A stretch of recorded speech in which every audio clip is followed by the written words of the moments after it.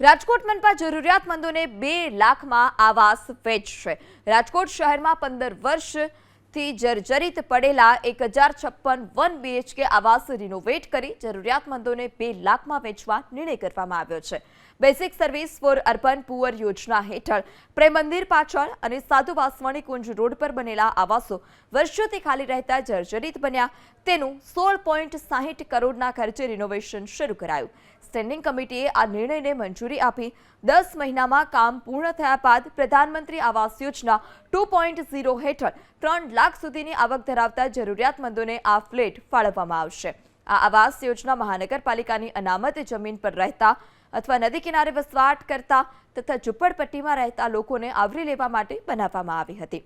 જો કે તેમાં કોઈ રહેવા આવી રહ્યું ન હોવાથી 15 વર્ષથી તે ખાલીખમ પડ્યા હતા અને હવે તેને રિનોવેટ કરી 2 લાખ રૂપિયામાં જરૂરિયાતમંદ લોકોને ફ્લેટ્સ વેચવામાં આવશે।